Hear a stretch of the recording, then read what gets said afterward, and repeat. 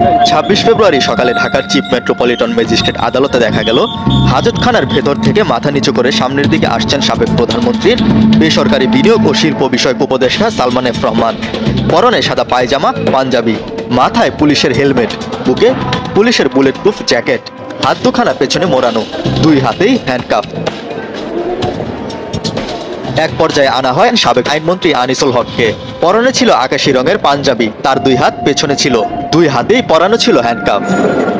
আরও ছিলেন সাবেক সমাজ কল্যাণ মন্ত্রী নুরুজ্জামান আহমেদ, তার মাথায়ও হেলমেট, বুকে বুলেট প্রুফ জ্যাকেট, তার দুই হাতও পেছনে ছিল, পরানো ছিল হ্যান্ডকাফ।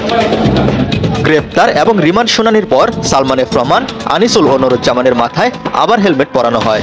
সালমান, আনিসুল, নুরুজ্জামানদের কাঠগড়া থেকে আদালতের বারান্দায় নিয়ে আসা হয়। তখন দেখা যায় আনিসুল, সালমান ও নুরুজ্জামানদের পেছনে দুই হাতে লাগানো হাত করা।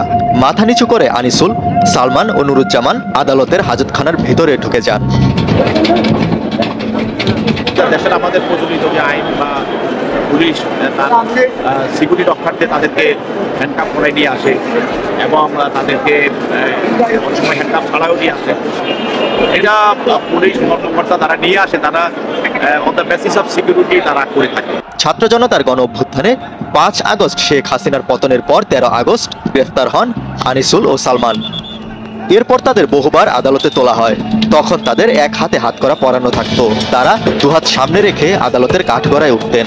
বুধবারই কেবল তাদের দুহাত পেছনে নিয়ে হাতকড়া পরানো হয়।